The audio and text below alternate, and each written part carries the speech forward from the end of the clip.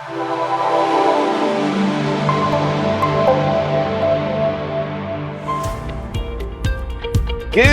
morning, Matt. How are you doing today? I'm doing well, Julien. What's there to report in Paris right now?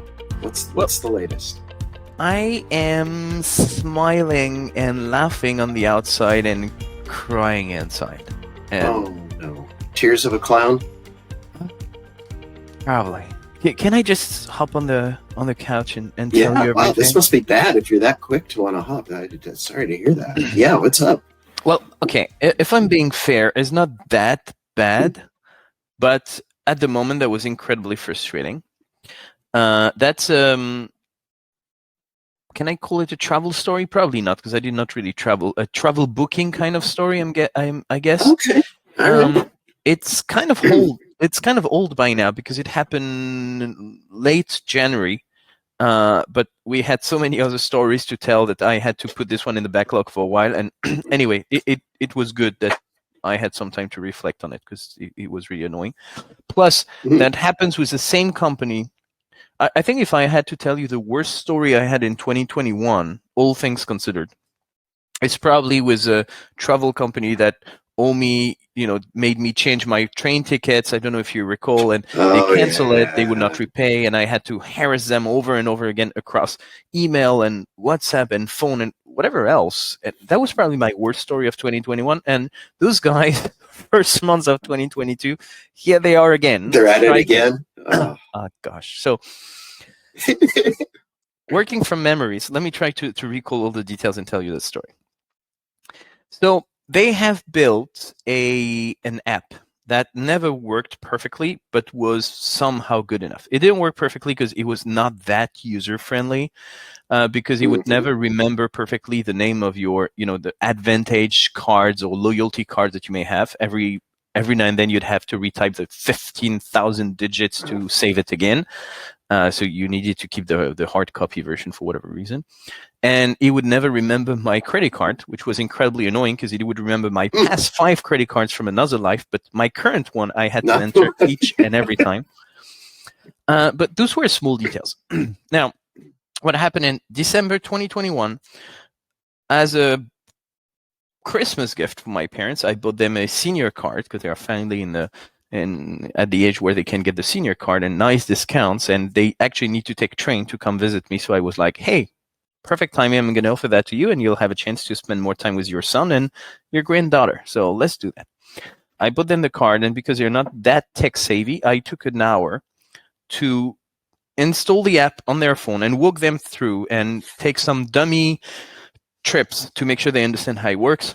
Worked out, set up their credit card, their loyalty card. Nothing is perfect, but that was good enough. They were enthusiastic. Now, January comes, and they are ready to buy some ticket to come and visit us in February. My mom called me panicking and saying, where the hell is the app you installed on my phone? And I'm like, okay, I've spent an hour explaining all that. I feel I'm going to have to go through it again, but hey, I bought the card. I'll do it. Tech support for parents is just a common burden. And then I realized she did not lose the app. They've changed the app. They've decided to remake the entire app because they didn't want the app to only sell train tickets. They wanted the app to help you rent a car, book a bus, or even do some kind of Airbnb kind of thing, or pre-booking a hotel. I'm not quite sure what they were trying to achieve, but they wanted a all-in-one kind of app. Why not? So I see the app is updated on my phone. I'm guessing it's updated on my parents' phone as well. So we start doing, video sharing on WhatsApp, and I'm walking step by step with them. That's the first time I'm using the app. First thing, mandatory dark mode for everyone. Now, I understand that dark mode is kind of a fancy thing these days, and it could somehow save the environment. I'm not against it. I'm actually using it for most of my apps, but I chose to use it. No one forced it on me. And right. Booking a trip, especially for my parents, you don't want to go dark mode. You want to put as much white as you can so that it's easy to read, right? So, all right, even with that, I'm helping them out. Tell us where you want to go. They take the opposite approach of what you had in the past, where you would say, I'm starting here, I'm going from A to B. Now they want you to tell them, I'm going to B, and then I'm coming from A. So they kind of changed the entire flow, which was unsettling for my parents, for me as well, by the way. But we go through it. It's a bit difficult. It's not clear. The buttons are not like buttons, so they never understand whether they should click it or not. It's fairly painful experience, not intuitive in any possible way, but it's working. We get to the end of the experience. We chose all the options, the time, the train, the seats, everything. Added my dad back on the app, making sure we could book the trip for 2 people that they sit together. Took more than half an hour, but we got it done. Last step, enter your credit card information, which again disappeared. Doesn't matter. We enter it. You need the bank confirmation. So just go on your bank app to click confirm. Switching to the bank app, click confirm. Come back, everything disappeared. Start from zero. Now, my parents are very much concerned because you're like, did we pay already? Has the money been deducted? Right. But we don't have the ticket. So do we need to raise a claim, or what's happening? So, take it easy. We're going to figure it out. We do it again. You probably press the wrong button, canceled. Probably an honest mistake. We go through it again. It's not 30 minutes. It's 15 minutes because we know where we're going. 15 minutes, still a very long time. Go confirm on the bank app, switch to the bank app, click confirm. My dad is taking the video to show me that they're clicking the right button. Go back to the train app, everything disappeared. And I'm like, how is that possible? You guys built a new app that's going to be used by millions of people, because let's keep in mind we're talking monopoly here. So there is and actually I just realized after that story that it's not a monopoly. You finally have some other players no one ever heard of that could do the same, and I'm definitely switching to them in the future. But it feels like a monopoly. So it's millions of people who've got this new app, and it feels like it hasn't been tested in any way because the credit card's still not working. The loyalty card registration is still not working, and on top now you can't even book a train ticket, which was the only reason why you would download the app in the first place. It's beautiful. I can probably book a hotel, but at this point, let me get the basics first. We'll figure out the hotel later. You really don't care if you can book a hotel on your train app if you can't book a train. Exactly. So there was the whole thing. Then I got my parents freaking out for another 24, 48 hours, whatever that was, about did we actually pay for it? Should we expect another 300 euros bill to come in even though we never got the tickets? And will we have to refund the second one because we already pre-booked the first one? And they get stressed out on all of this. Finally, next day, they went to the traditional store, like physical store, took to the lady who was laughing and saying, look, I'm sorry, you're probably the 15th person coming in today with the same problem. The app just does not work. Don't tell my manager I said that, but that just doesn't work. So let me help you out with your ticket. And I've complained about this back in January on LinkedIn. And the good thing about it is loads of people were coming to me and saying, oh, I've had the same experience. I thought it was just me. And it made me feel so much better that it's not me. It's you guys. You fucked it up big way again. So that was my, wow, God, I feel better saying it out loud. I should have done it a long time ago. So let me get this straight. So the trips were never booked. This is happening to, it must be thousands of people. At least. And you post something out on LinkedIn that got picked up by many, many people. And I assume the railway didn't respond in any way, shape, or form, or take any ownership. Or did you look to see if they had any public statement about this? Because clearly they can't pretend this didn't happen. I was definitely not the only one. So I've tagged them. I never got an answer on that. Actually, I should check back because it might be an unfair statement because it has been a while ago, but I can't recall them jumping in. I get their head of digital bragging the next day or 2 days later, bragging about how great the new app is. So I had to leave some comment on the post along with hundreds of other people saying, are you sure it's that good? Because now we're taking plane instead of train because it's just not working. It's just such a pain. So not sure it's actually working the way you describe. And then a marketing director, friend of mine, also in the Paris region, called me up saying, oh, Julien, I have a story for you for your CX therapy. I definitely need to tell you about this. And she goes 30 seconds in the story. And I say, hold on, just check my LinkedIn. I've been complaining about the exact same thing yesterday. That's such a pain. And then she was telling me, well, if you have, then maybe next thing you should do is check on Twitter. I can't remember today what it was, but there was a popular hashtag in France around how this company fucked it up, like new app failure or something like this, with tons of messages of people complaining about it. So it's such a big failure, but they're kind of used to it. So I'm not sure they're kind of immune, I'm guessing. Oh my God. I guess the impact isn't nearly as bad as the last one, but it's hard to fathom a more epic fail. This is as bad as it can. I mean, and it's not. It's. I mean, the big fail to me. I guess we're moving into what happened in analytics. Let's go. The big fail to me is, how do you put out an app that has a bug like that? I mean, maybe. I mean, the only excusable thing I can think of is your parents have some obscure small local bank and they didn't test every bank and something like that. That's the only way I could think of a defensible thing for it. What I'm thinking is I can't believe they did not test it. That would be too big. No, there's no way they didn't test it some. I think they did test it, and I think they probably made the mistake of using a single payment method, like giving the same payment method to all their testers. My parents don't use the most popular bank for sure, but a famous enough bank. And the problem apparently was just switching app. My bank, I believe, now just sends me an SMS for confirmation. So I could do the confirmation within the Train app. They could not. They had to switch to a different app. And I guess that's what killed the flow. But they're not the only one. You have tons of banks out there that ask you to switch to confirm. And I'm guessing that's what's broken there. So there's nothing obscure about that situation. That's something that's going to happen a lot.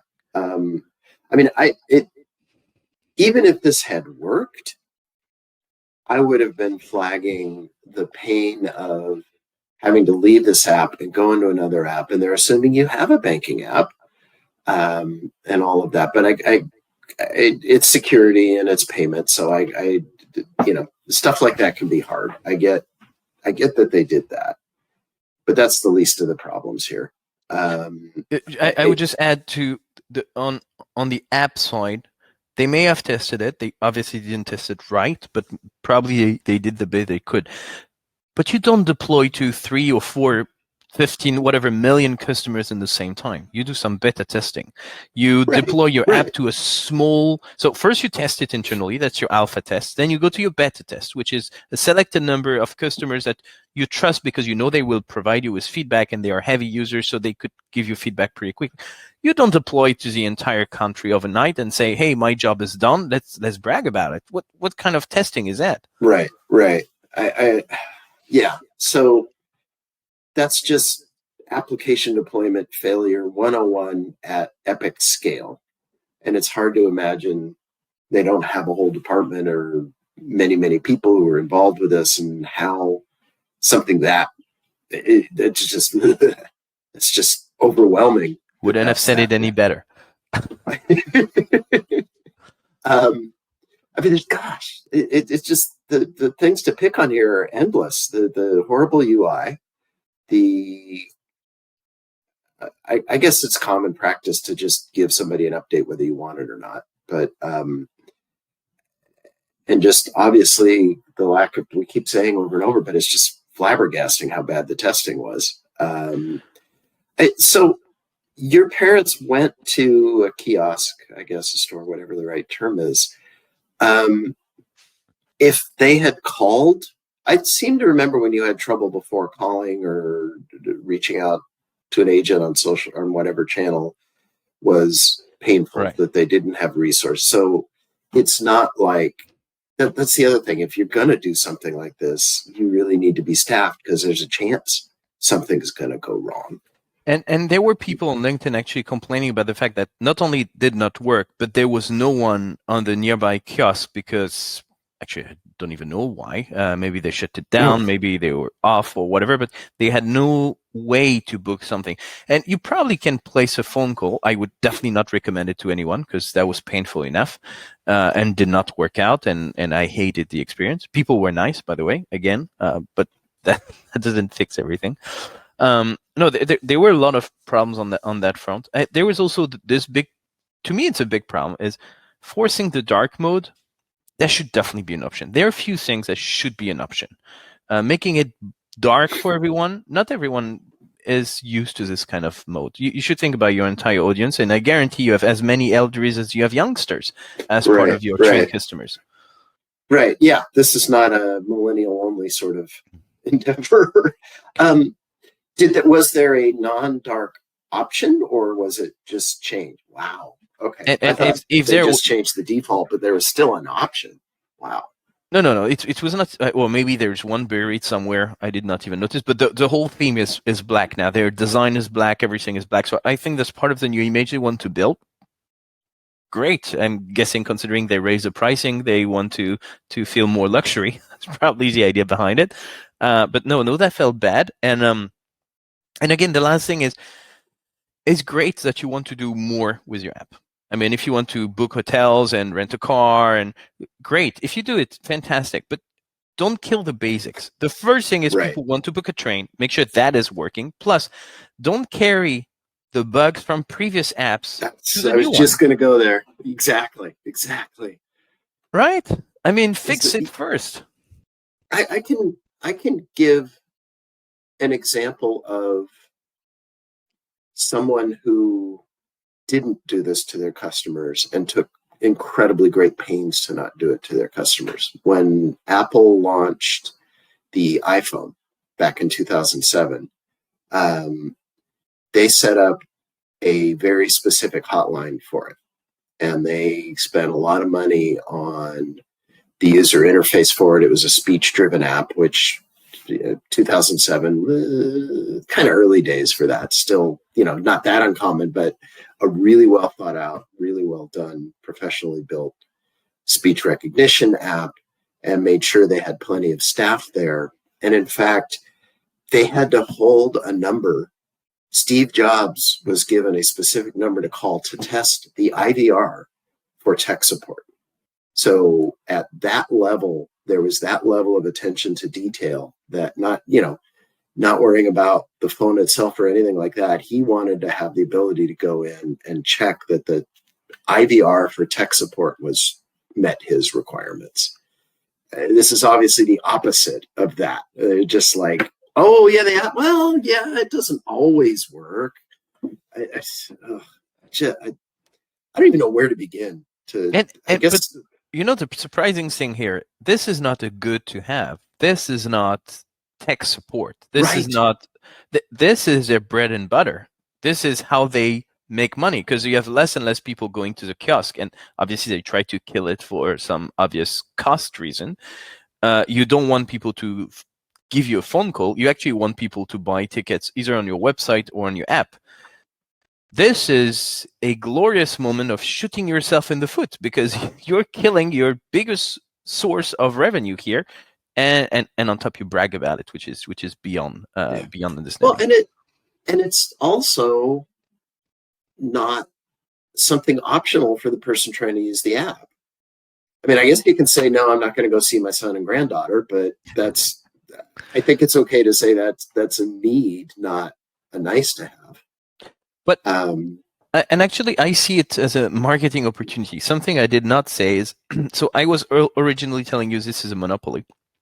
And then I told you, actually, it's not really a monopoly, because I discovered there are a couple of competitors here. And those guys, two of them actually, went on LinkedIn threads where the head of digital was, bragging about this new app coming out. And these guys were actually coming and responding to every disappointed customer and saying, hey, by the way, you thought that was your only option. Guess what? It's not. We have a service. It's here. It's available. And I'd love to get your feedback personally. I'm the CEO. I'm going to take care of you. And those guys, It didn't cost them $1, but that was just being at the right place at the right time and working on your competitors' failures. to actually get additional business. I have no idea whether today they are multi-billionaires or not, but at least I found it incredibly smart and cost-effective to make it work for yourself. Talk about using customer service as a competitive edge. And I'll be there for my next trip. I guarantee that. Yeah. So this is a different railroad or just a different booking app? No, actually, the railroad company owns 3 subsidiaries, one managing the infrastructure, one managing the train, one managing the tickets. The one that fails each and every time is a ticket Just one. the tickets. They just don't know how to manage it properly. The others are actually pretty good, but they it's the same umbrella, so they get the same reputation in the end. Wow. I feel so much better sharing that. I was just gonna say, I can't imagine you'll ever feel better about this one, but we helped. It was not actually. I felt bad for them. I felt very frustrated going through that with my parents because they get very easily frustrated. Well, that's why I'm the way I am, I guess. But I felt bad for my parents, and I felt bad for this company because I guarantee they spent millions of dollars making that new app for literally worse than what they had before, which is beyond understanding. They probably had deadlines to, everyone has a calendar to follow, and that's probably right. Yeah, but I would imagine there's some people working very late nights, and a lot of people going to get fired over something. I hope going to get fired over something like this because that's just unbearable. This is France. We don't fire people that easy. No, that's true. Well, thank you so much for listening to me, Max. I feel a lot better, and I have at least 2 or 3 other terrible stories of the same grade in my backpack. So I guarantee I'll have something in 2 weeks' time, because next week is really for you to tell me something about your recent experiences. All right. Well, I continue to be speechless. This was one of the most epic fails we've run into. I'm sorry you had to go through that, but I'm glad you had a place to vent a little bit. I always have. I know I do. Thank you so much, Max. Have a beautiful week, and we shall catch up next week. All right. Sounds great. Thanks, Julien. We'll talk soon. Bye. Bye.